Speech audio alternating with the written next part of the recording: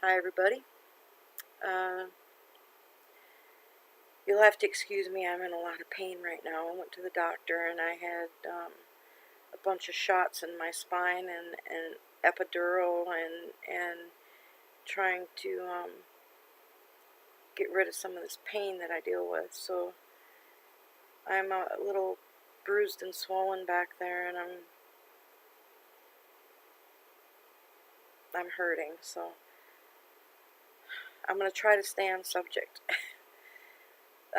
What I really want to talk about today is the things that people go through when they leave the organization.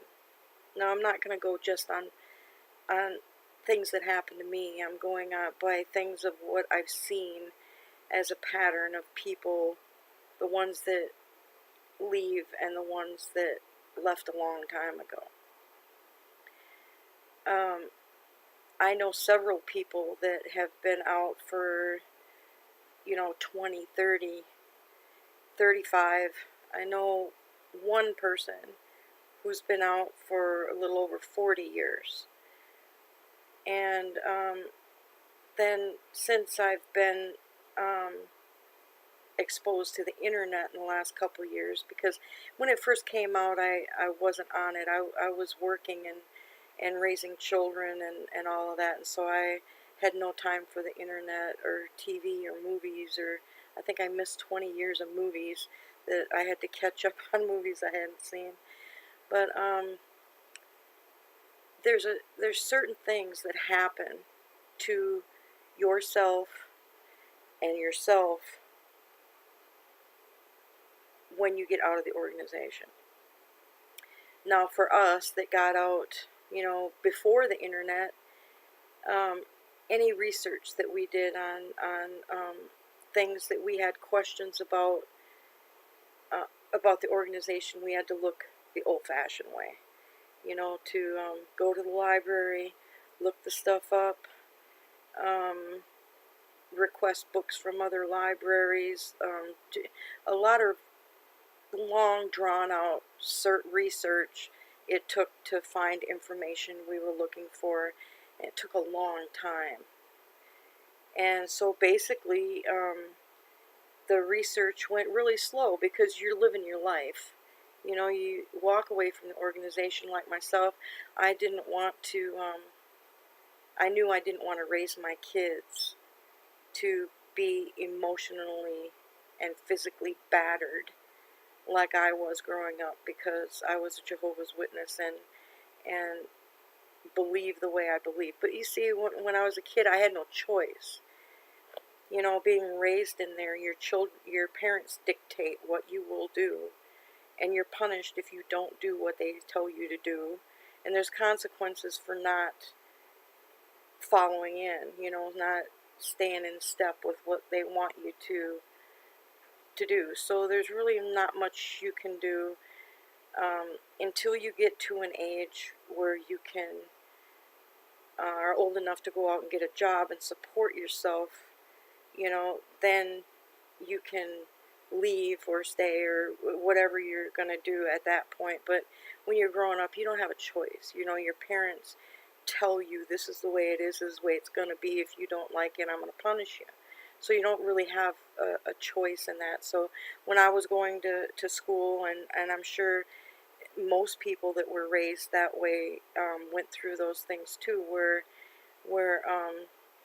you're picked on at school, you're treated differently by teachers and staff and all these people. You're treated differently by them. And then you're treated differently at home and by the people in your JW community. You're not allowed to have friends at school. You're not involved in the parties. You've heard people say all the time, when there was a holiday party or a birthday party or something, they sent us to the library. We sat there by ourselves. We didn't have anybody there with us. Very few people had other Jehovah's Witnesses in a school and went to school with other JWs that they could, get support from. You were on your own, and I had been kicked, beat on, spit on, called names, kicked, you name it, for saying I was a Jehovah's Witness, even though I didn't really feel it in my heart. It was something that my parents told me, you have to act this way, you have to do this, this is what, because I faced punishment at home if I didn't follow their rules even when I was away from home, because, your parents find out, your teachers and all these people are going to say, oh, well, your kid was at the birthday party, and then, whoa, if you stayed in the room when they were having a Halloween or Valentine's party, you were in a lot of trouble when you went home. A lot. So you didn't want that. You had stress at school, you had stress at home, your whole world is stressful. You're not allowed extracurricular activities in school. You're not allowed to do this or that. It's a nightmare. I refused to raise my kids like that. There's no way I was going to make my children, when I grew up, go through that kind of emotional and psychological and physical abuse growing up. I wanted them to have a happy life and be free to be who they were, because I wasn't. I just wanted to get out of there, and I know that's why they have that big turnaround in kids in there anyway. But what happens is, and from what I've heard, I don't know, I don't have actual numbers, but from what I've heard, is there's a real high percentage. I heard a number of 70%, which, I can't verify, but they say 70% of the JW children will not be JWs when they grow up. They'll leave, however, but they're going to be gone. They're not going to stay. It really wasn't that high when I was in the organization. There was probably maybe 10% that I know. I've run across on the internet and Facebook and YouTube. I've run across so far, I think 3 or 4 other people that went to the same congregation I did growing up that are also out. Some of them got out a long time after I left. Some of them got out about the same time, but they are out. But now it seems like there's a whole lot more choosing not to stay that way when they're old enough to make that decision for themselves. I understand why, and most people that grew up in the organization understand why also. You just know. I know what you went through. I understand. I've been there. I understand. So, excuse me. But getting back to the subject, the things that you have to go through mentally and psychologically and physically when you leave the organization, back then was different than it is now. With the internet, research takes just a couple minutes. You can click a mouse, and you have access to books and literature and the IRS information, the corporation information, all this stuff is just seconds away. Just click a mouse and you have it right in front of you and you can see it. It goes a whole lot faster. I think that when we got out, it was a slow thing. We didn't have a choice but to just go on with our life and maybe research on the side because it took a long time. So now you're getting people that are leaving the organization, and instantly when they leave, they're exposed to Facebook and YouTube people that have also left the organization.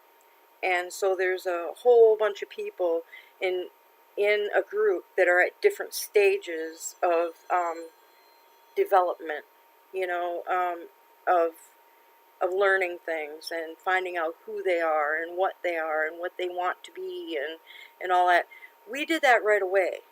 when we got out, because we didn't have access to all that stuff. So we went on with our life and we did what we wanted to do. We were real busy and occupied with families and spouses and new friends and getting to know people that you wouldn't have known before, and creating a new life.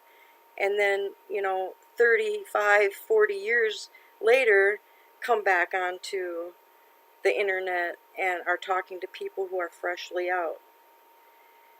What I've seen with the people these days that have access to the internet and all that stuff is that they go from the organization to the internet. And they haven't had a chance to develop themselves and find out who they are. They're focused on, look, the organization did this to me. I'm upset about it.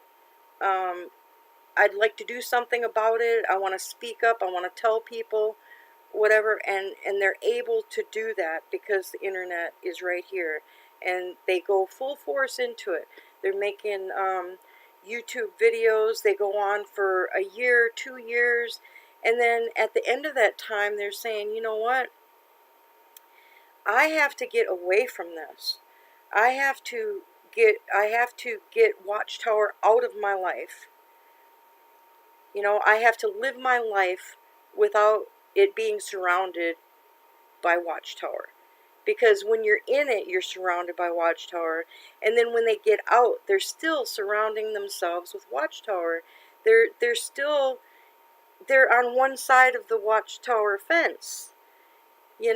First you're in it and you're defending it, and then you get out and you're defending you and the other victims of the organization.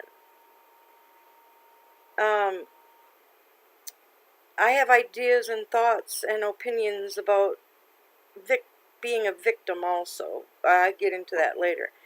But what I'm saying is that you're still surrounding your life with Watchtower, and it's the main focus of your life. And sooner or later, you get burnt out. You go, man, I got to get Watchtower out of my life. I got to go live my life. I got to find me. I have to go out and discover who I am, what I want to do. Do I want to go back to school? Do I want to start a business? What in the world? I got to be me.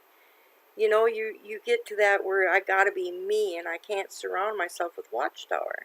And so the people that had channels are fading out of the internet thing and going off and living their lives, and they feel kind of bad. I've had people apologize to the friends they've gotten on the internet and say, well, I'm sorry, but I really have to get away from this and go. And I say, go. It's good. It's good. It is really a good thing to get out of Watchtower and go and learn who you are and what you want to be and get that. If you have dreams and hopes and aspirations of being a doctor, a lawyer, a nurse, a teacher, or whatever it is you want to be, and you need to go to college to do that, or you need to take classes to do that, or whatever, do that and leave Watchtower behind. Walk away. Walk completely away from it and go and find yourself. Do what will make you happy and make your family happy. Because if you're miserable, your family's miserable. Everybody around you hurts. You're only hurting people around you if you're hurting. So go and do what you've always dreamed of being. Do what you've always dreamed of doing. I'm not talking about doing illegal things. Of course, I never did. I certainly didn't want to wind up in jail. I did everything I could to stay out of trouble because I had sole custody of my kids. They didn't have anybody else. And if you're in jail, you're not there for your kids, so it defeats the purpose. So do things legally, please. But find out who you are and what you want to do. If you've always wanted to go to Disney World, go. No one's going to stop you. If you've never seen a rated R movie at the theater, go see one. You know, things that you were always prevented from doing, go do them.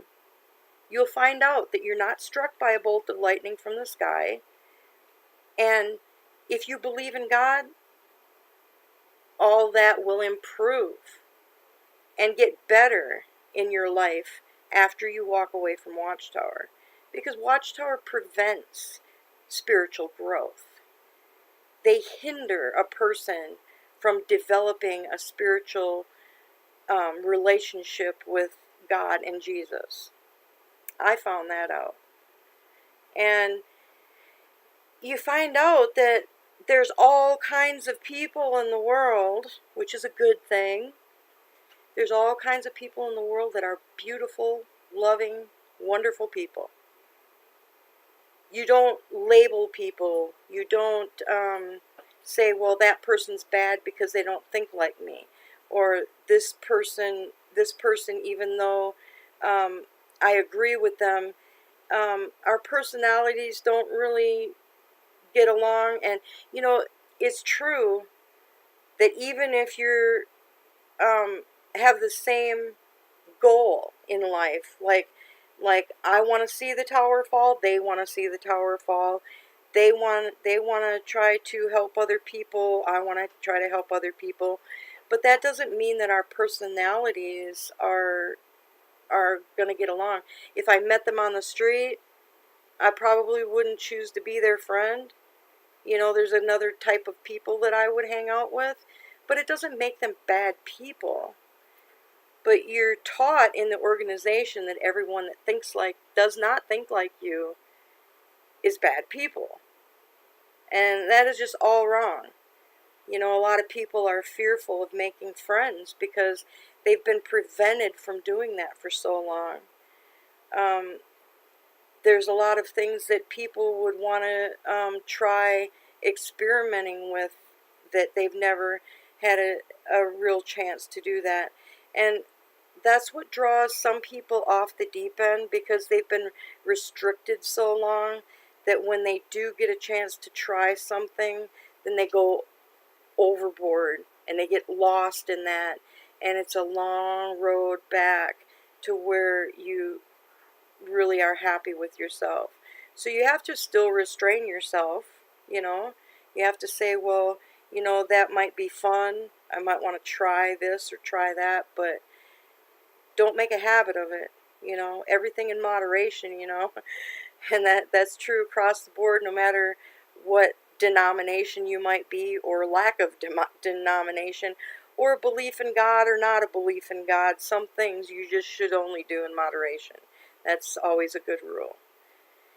But what I'm saying is, and what I'm getting to, is that somewhere along the line, along in your path, whether it's before you get involved with the community on the internet or after you get involved with the community on the internet, you have to experience life completely shut off from anything Watchtower. The beliefs, the thoughts, everything that they've taught you is basically a lie. Figure that out. You know, you've been taught, almost everything you've been taught is a lie. And it takes some time to get used to that, because then you're mad at your parents because, you know, your parents raised you in a fantasy world. I never told people that I was a Jehovah's Witness growing up. They'd say, man, how come you don't know those things? I says, well, I was raised under a rock. That's what I used to tell people. I was raised under a rock. I didn't get to experience these things. I don't have an experience with it, so I just kind of make up my own rule as I go along.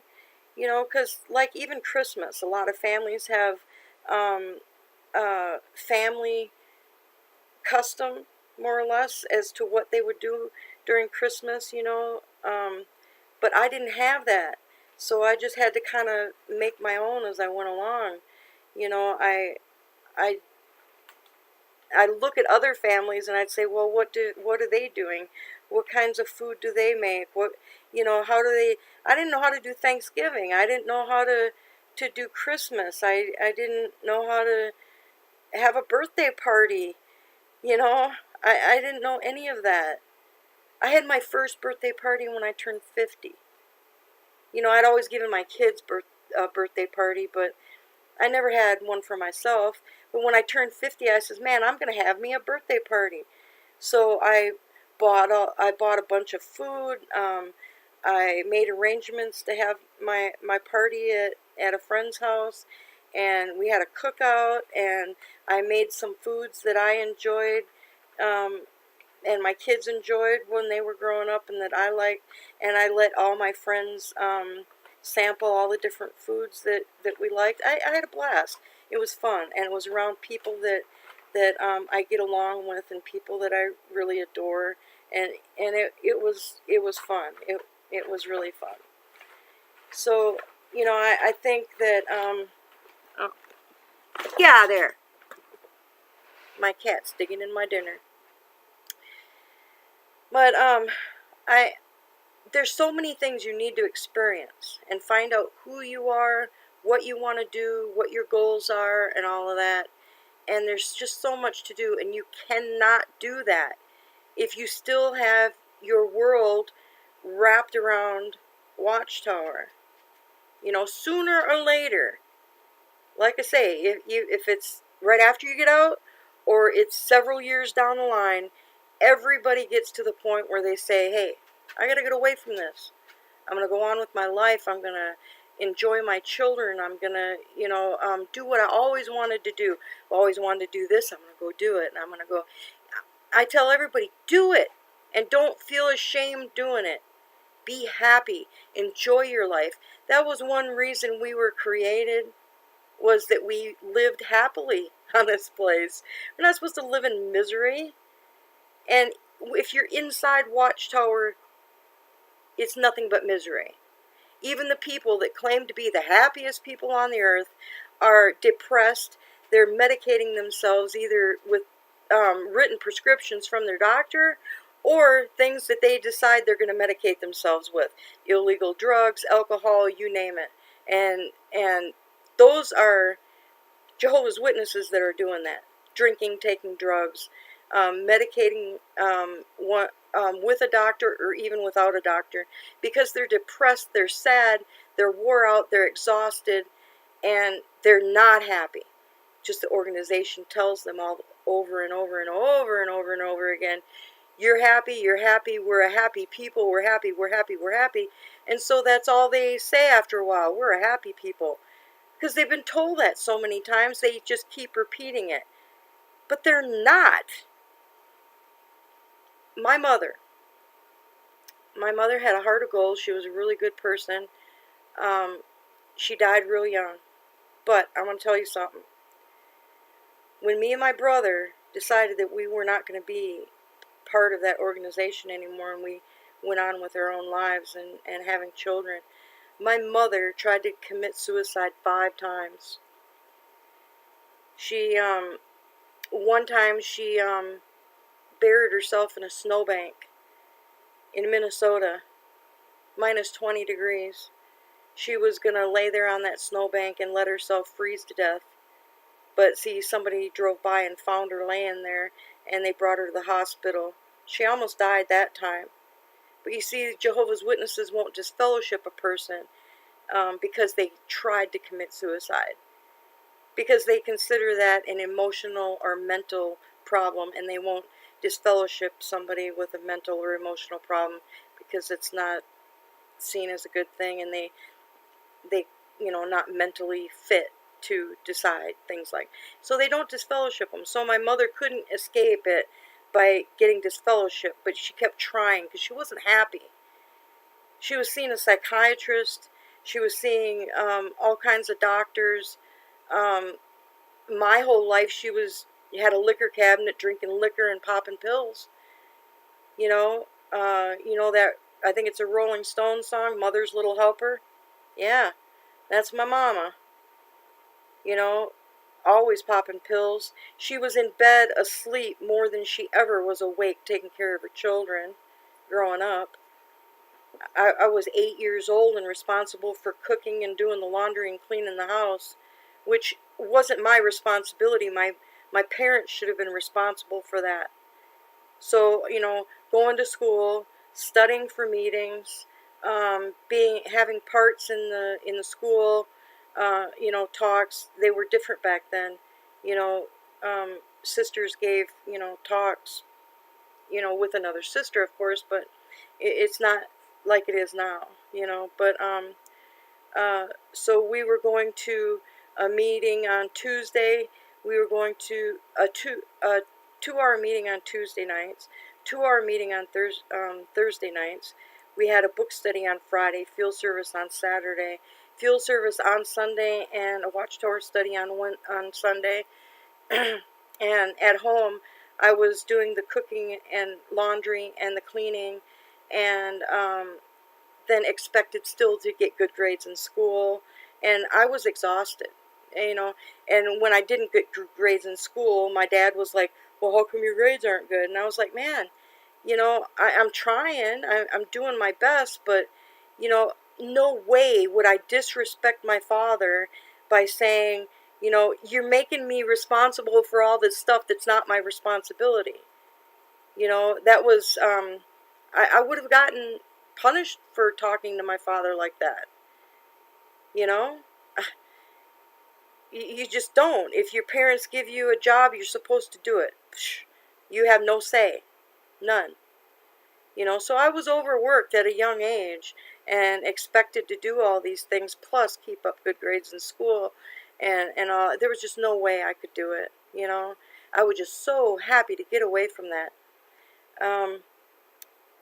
About 2 years after I left, I ran across my dad. He was working, and I saw him at work, and the only thing he told me was, he goes, I always thought, this was my dad speaking, he says, I always thought that you and your brother were the reason that the house was such a mess, but now I realize it was your mother's fault. And we tried to explain to him when we were young that my mother just wasn't capable of doing those things, and that we had to do those things. And he would not listen to any of that. But after we moved out, he realized that it wasn't us that was doing it. It was my mother. My mother really needed help.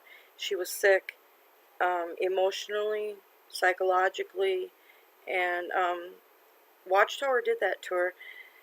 I talked to my mother once when I knew my dad wasn't around, because that's the only time she would talk to me. And I said, Mother, you don't have to live like this. You don't have to do this.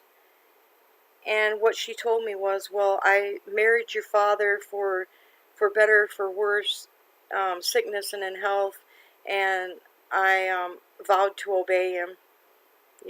Those were the, vows back then. And even if she was terribly miserable, she was going to obey her husband, and her husband would not let her see her children. And she was a broken, depressed, terrible condition woman, and it was the organization that did that, the organization that made those rules that drove her to suicide. And I don't know why my father didn't see that. He died in the organization too, alone, because the new wife he had married, when he got sick, she just stuck him in a nursing home, and people didn't go visit him. They didn't do things for him. He died alone. All his spiritual family, yeah, when he got sick, his spiritual family didn't have anything to do with him. They deserted him. What kind of organization does that? Not a godly organization. Does not take their members and cut them off in any way. Intentionally or unintentionally, you just don't do that. If you consider them your family, they should be there for you. And they're not. But the whole point of this is that when people leave the organization, one way or the other, they're going to have to live a portion of their life away from Watchtower completely. Like I heard somebody else say not too long ago, actually I just heard it today. Somebody said, you know, you're either in Watchtower or you're at the gates of Watchtower. Either way, you're still surrounding your whole life with Watchtower. It doesn't wash Watchtower out of your system. And if you want to get away from Watchtower, then get away from it. Leave it. Live your life. Do what you want to do. Become who you always wanted to be. Don't feel bad about doing it. Just go back to school, go to college, do whatever it takes to be the person you feel like you always needed to be. And after you've experienced all those things and come to terms with that in your heart and soul, then come back and help some other people leave. It's a lot more beneficial that way, I think. But you know, I know the bravery and courage it takes to walk away to begin with. And I have a lot of respect for each and every person that chooses to leave. And I do understand why some people are remaining anonymous and sticking close to the organization, hoping that they can help some more of their family out. I understand completely, and I'm not against that. I support that 100%. If that's what you feel like you need to do, then fine. But I really think that walking away completely and getting away from that life might do a little more help to the ones still in there, because in a way you're punishing them. Because really, in my opinion, if they won't talk to you, it's their loss. Because there's a lot of wonderful people that have left Watchtower. Lots of wonderful people. I couldn't ask for a better group of people to have gotten to know in the last few years than the people that I have gotten to know since I found other XJWs. You know? So, be true to yourself. Become who you always wanted to be. Don't give up. Don't continue to give up what you've always wanted to do just to hang around outside Watchtower. Because there's other people that will do that, you know? Trust them. Go out and live your life, raise your children, make your family a happy, well-adjusted, normal family without all of that baggage that Watchtower puts on a family. Just get away from it. Leave it all behind. Drop it like a hot potato. Just run. Get away. Do what you always wanted to do. Become who you think you need to be. And as you get those experiences in life, you're a lot more beneficial for the ones that are newly coming out and need the guidance, direction, love, and support. You'll have more of that to give them, I think, after you've had a chance to live your life and become who you wanted to be. You know? But, you know, like I say, it's only my opinion, and everybody may not agree with it, but keep your eyes open, and you'll see that the people that just get out of Watchtower and get right on the internet and are all gung-ho about it, sooner or later they all say, hey, I gotta walk away from this. I gotta get out of here. I gotta go live my life. Nice to have known you. I'm not gonna forget you. I know you're still my friends, but I'm getting the heck out of here. And I understand. And I support them 100%. Go, do that. Thank you so much. You know, you've been a great help, but be happy. Be happy. Don't sit on Watchtower steps and gloat. Don't always be a Watchtower victim. You know, become a success story in the real world and happy. You know what I mean? Anyway, like I say, that's my opinion. from what I've seen, and I just had to say something about that. You know, because people see the victims of Watchtower still on Watchtower steps, and you haven't gotten away from it, and haven't gotten on and gone to school and become who you should be. You know, the people leaving the organization really need therapists. They really need psychologists. You know, go to school, become one of those, and you can help so many more people that are just getting out. There's going to be a lot of them soon because the tower's coming down. We all can see it. It's not far, you know, can see it. So hang in there, guys. I love y'all. I wish the best for each and every one of you. I'll talk to you later. Bye-bye.